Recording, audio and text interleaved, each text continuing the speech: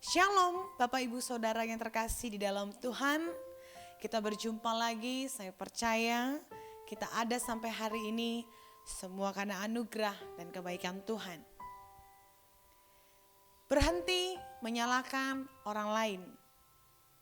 Bapak Ibu, 19 tahun yang lalu saya hidup atau tinggal hanya berdua dengan oma saya saja.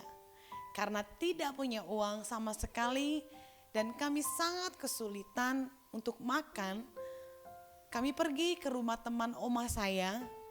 Dia punya rumah yang besar dan punya beberapa mobil. Maksud kami adalah datang ke rumah teman dan ingin meminjam uang Bapak Ibu. Tapi intinya kami itu pulang dengan tangan yang hampa. Saat itu saya masih berusia sekitar 10 tahun. Saya menyalahkan orang itu dan berkata kepada oma saya, gara-gara dia kita gak makan. Gara-gara dia kita gak punya uang hari ini. Begini Bapak Ibu Saudara, saat itu pikiran anak kecil mengatakan mereka tidak adil, mereka jahat. Kadang pikiran itu membentuk pola pikir juga di alam bawah sadar sampai kita dewasa. Kita sering kali menyalahkan orang lain atas kesulitan kita hari ini. Padahal bukan salah mereka. Apa yang kita alami, kondisi kita yang kurang baik, kita jadikan alasan keharusan orang lain untuk menolong kita. Saudara, saya ingin kita sama-sama membuka ayat ini. Di Lukas 6 ayat yang ke-41. Firman Tuhan berkata, mengapa engkau melihat serpihan kayu di dalam mata saudaramu, sedangkan balok di dalam matamu sendiri tidak engkau ketahui? Mari kita buka Ibrani 4 ayat yang ke-16. Firman Tuhan berkata, sebab itu marilah kita dengan penuh keberanian menghampiri tahta kasih karunia, supaya kita menerima rahmat dan menemukan kasih karunia untuk mendapatkan pertolongan kita pada waktunya.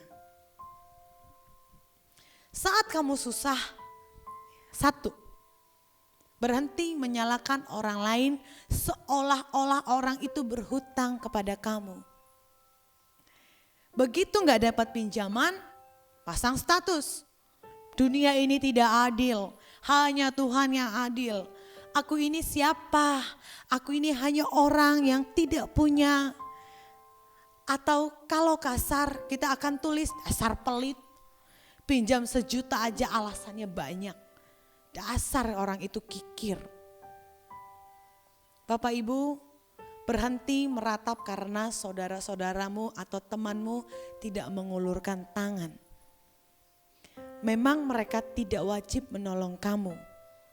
Karena ini hidupmu, bukan hidup mereka. Kita ini punya Tuhan. Langkah pertama yang harus kita lakukan adalah kita masuk ke dalam kamar, lalu kita berdoa, katakan kepada Tuhan, Dia yang punya segalanya. Yang kedua, berhenti mengharapkan mukjizat dalam semalam. Karena dirimu memang tidak melangkah atau berusaha. Kita seringkali ingin mendapat transferan langsung saat punya masalah finansial. Kita ingin dapat jodoh yang ganteng atau cantik waktu melihat drama Korea. Mulai salahkan Tuhan atas umurmu yang sudah kepala 3 atau kepala 4 tapi belum mendapatkan jodoh. Nyanyi pas-pasan, nyalain mic-nya rusak. Kartu kredit diblokir, nyalain banknya yang gak ada perasaan. Apa Tuhan tidak bisa memberi mujizat dalam sekejap? Sangat bisa. Bahkan sudah. Loh, dikatakan di ayat ini Bapak Ibu. Coba buka. Di Matius 7 ayat yang ke-7. Firman Tuhan mengatakan, mintalah, maka akan diberikan kepadamu. Carilah, maka kamu akan mendapatkan. Ketuklah, maka pintu akan dibuka bagimu. Bapak, Ibu, Saudara, Tuhan sudah siapkan kok.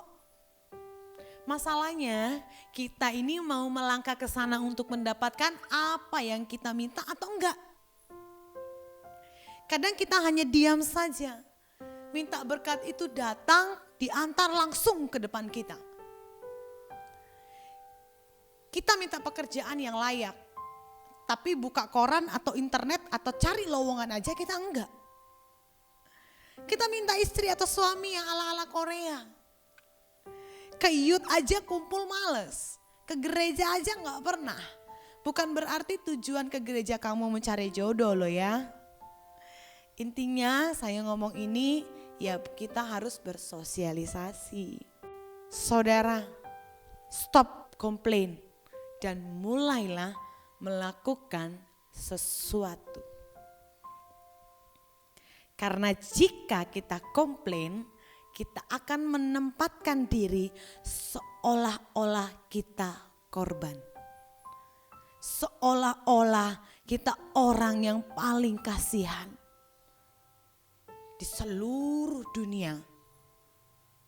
Mari keluar dari situasi itu, melangkah, ubah situasimu. Saudara-saudaraku yang terkasih, ingat saat kita ditolong Tuhan, saat kita berhasil nanti, jangan lupa. Jangan lakukan hal yang sama seperti yang mereka menolak kita saat kita butuh pertolongan. Karena kita mendapatkan semuanya itu penuh kasih karunia dari Tuhan. Jadi mari kita bantu orang juga dengan penuh sukacita dan penuh juga dengan kasih karunia dari Tuhan. Tuhan Yesus memberkati.